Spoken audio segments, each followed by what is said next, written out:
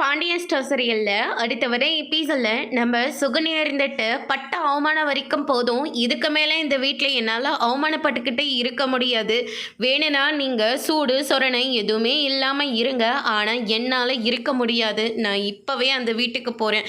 ஏன்னா உங்ககிட்ட கல்யாணம் பண்ணிக்க சொல்லி அந்த வீட்டில் இருக்கிறவங்க தானே என்னை வற்புறுத்தி கல்யாண மேடை வரைக்கும் கொண்டு வந்தாங்க. என் வாழ்க்கைக்கு அவங்க தான் பதில் சொல்லணும். நான் அந்த வீட்டுக்கு போகிறேன், நீங்கள் இஷ்டமாக இருந்தால் வாங்க, இல்லாட்டி இவங்களே கட்டிக்கிட்ட ஆளுங்க அப்படின்னு சொல்லிட்டு நம்ம சுகன்யா அங்கேருந்து கிளம்பி போகிறாங்க.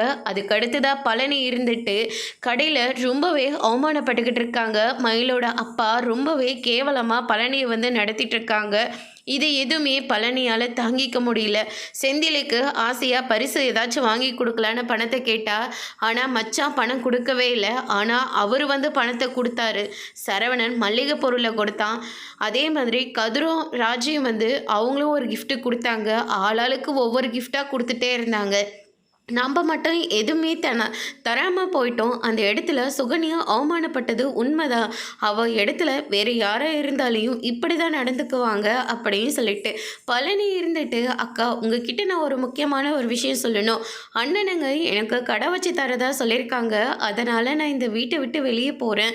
தயவு செஞ்சு என்னை மன்னிச்சிடுக்கா அப்படின்னு சொல்லிட்டு நம்ம பழனி வந்து சொல்லிடுறாங்க. டே பழனி, நீயும் தனியாக போனன்னு முடிவு எடுத்துட்டியாடா அப்படின்னு சொல்லிட்டு கோமதி ரொம்பவே ஃபீல் பண்ணுறாங்க. பாண்டியன் இதெல்லாம் கேட்டோன்னே பயங்கரமாக ஷாக் ஆகுறாங்க. அதோட பிரம முடிச்சிருக்கு.